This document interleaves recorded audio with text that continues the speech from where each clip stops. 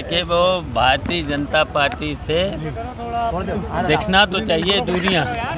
अगर भारतीय जनता पार्टी के अनुसार काम करेंगे तो उनसे नहीं हो सकता। उनसे कैसे उम्मीद की जा सकती, उनसे उम्मीद नहीं की जा सकती। लेकिन जिस तरह से इंडिया गठबंधन की चर्चा चली, कहीं ना कहीं विरोध में जयंत चौधरी भी शामिल थे।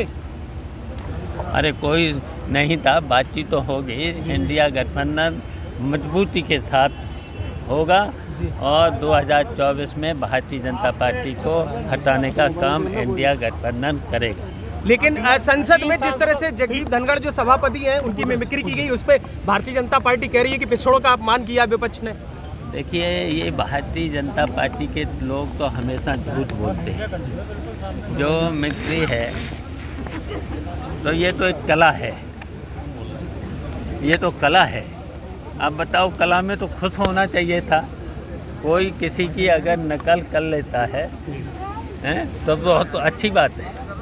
अगर हम आप ही लोग बहुत लोगों की नकल करके हमें दिखाते हो तो अच्छी बात होती है, वो तो कला है।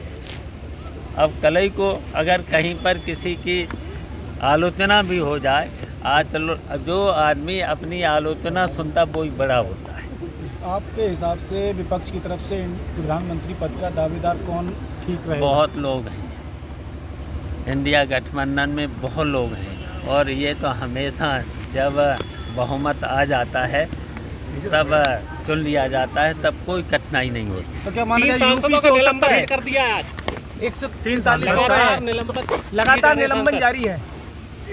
तो देखिए, भारतीय जनता पार्टी के विपक्ष के लोकतंत्र में एक तरफ सत्ता पक्ष, दूसरा विपक्ष होता है। और अगर लोकसभा में विपक्ष नहीं होगा तो फिर जनता की बात को कैसे रखी जाएगी? इनमें भारतीय जनता पार्टी में सुनने की और आलोचना सुनने की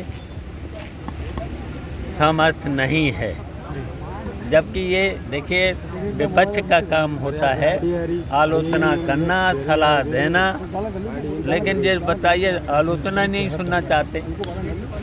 बताइए, जब चूक हुई है लोकसभा में तो जवाब देना चाहिए।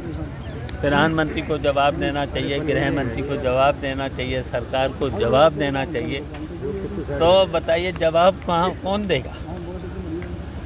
तो ये तो भाग रहे हैं, भारतीय जनता पार्टी के लोग भाग रहे हैं। जवाब देना चाहिए।